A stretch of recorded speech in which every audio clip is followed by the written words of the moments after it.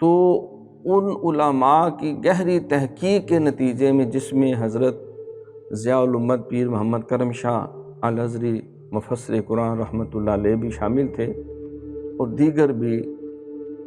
ایسے علماء اور ایسے درد دل رکھنے والے اہل ایمان تھے، انہوں نے پوری ذمہ داری سے ریسرچ کر کے جو رپورٹ ضیاء الحق صاحب کو دی، جس کا خلاصہ اخباروں میں بھی چھپا، کہ اگر آپ چاہتے ہیں کہ پوری دنیا میں ہم پاکستان کو ایک حقیقی معنوں میں امن و سلامتی اور عدل و انصاف پر کے اصولوں پہ قائم رکھتے ہوئے ایک اسلامی فلاحی ریاست بنا کے پوری دنیا میں پھیل جائیں اور اسلام کو ہر جگہ ہم نشر و شائع کریں، نافذ العمل کریں اور کروا سکیں، تو ان کو ایک آئیڈیل شخصیت دو جس پہ مسلمانوں کی بہت بڑی اکثریت دل و جان سے متفق ہے، اور وہ امام ربانی حضرت مجدد الثانی رحمۃ اللہ علیہ کی شخصیت، جس کا تعلق پاکستان یعنی اسی سرزمین سے ہے، پنجاب سے ہے،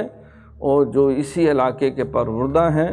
اور جن کی خدمات جو ہیں اور جن کے کارنامے جو ہیں، جن کے فیوز و برکات کا مرکز جو ہے یہ سارا خطہ ہے۔ تو یہ وہ شخصیت ہے جس نے ترکی کے اندر جب ہر طرف سیکولرزم تھا تو اسلام کی فکر کو زندہ رکھا، رشیا کے اندر جب قانونی طور پر کسی مذہب کا بالخصوص اسلام کا نام لینا یہ موت کو دعوت دینا تھا، لیکن پھر بھی اس میں سے 6 7 8 جو اسلامی ریاستیں نکل آئیں، وہاں اسلام کی فکر کو زندہ رکھا، اور پہلی دفعہ کئی سالوں کے بعد، کئی ڈیکیڈز کے بعد، جب چائنا سے مسلمان جو ہے وہ حج کرنے کے لیے ضیاء الحق صاحب نے فیسیلیٹیٹ کیا، وہ حج کرنے گئے، تو وہاں پہ جو اسلامی فکر ہے اس کو زندہ رکھا، اور افغانستان اور دیگر یہ ملا عمر یہ سارے لوگ بیسیکلی نقشبندی مجددی فکر کے عاملی۔ تو عرض کرنے کا مقصد یہ ہے کہ شیخ احمد سرہندی ایسی شخصیت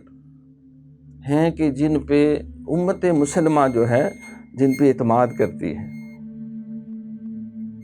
تمام اہل سنت کے مکاتبی بے فکر جو ہیں وہ ان کی فکر اور ان کی عظمت اور ان کی تعلیمات اور ان کی خدمات کو چاہے کتنا ہی نقاد کیوں نہ ہو وہ بھی سلام کر